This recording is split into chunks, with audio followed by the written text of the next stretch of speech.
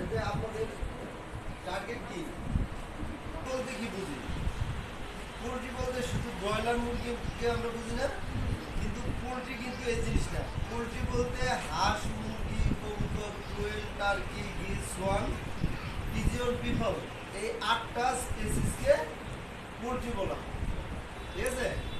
তাহলে আজকে থেকে আমরা জানলাম কি ব্রয়লারই কিন্তু পোলট্রি না, লেয়ার যেগুলো ডিম পারে ওগুলোও পোলট্রি, তারপর দেশি মুরগি এগুলোও পোলট্রি।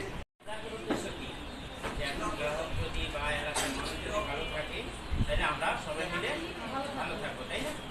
শুধু মুরগির বাচ্চা দিচ্ছে, বাচ্চা দেওয়ার জন্য আরো কি করতেছে, কিভাবে সেটা লালন পালন করা হবে, তাই না? ভালো থাকবে। মুরগির বাচ্চা দিলে মারা গেল, লাভ আছে কোনো? একটা খরচ আপনাদের রাশি তো হচ্ছে সবকিছু ভাইরা বলেই গেছে, সবকিছু আমি একটু অ্যাড করতে চাই। সেটা হচ্ছে আমাদের পক্ষ থেকে যে মুরগির বাচ্চাটা দেওয়া হবে আপনাদেরকে, সেটা একটু ভালো করে যেভাবে আমাদের সার ঔষধ খাওয়ানো, তারপরে পরিচর্যার কথা বলছেন, একটু খেয়াল রাখবেন, সেভাবে পালন করবেন। এবং আপনারা তো সবাই এখন অবহিত, তাই না?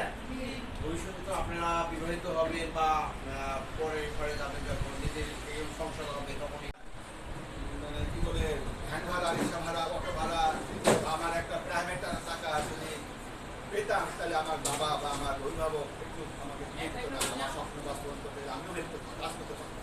আজকে ফোনটি দেখতে ছোট লাগছে, 38 দিন বয়স, ঠিক 1 মাস 8 দিন।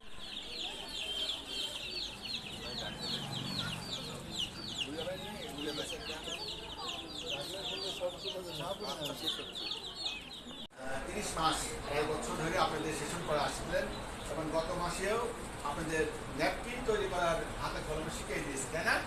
এটা যে আপনারা ফ্রি পাচ্ছিলেন এতদিন যাব।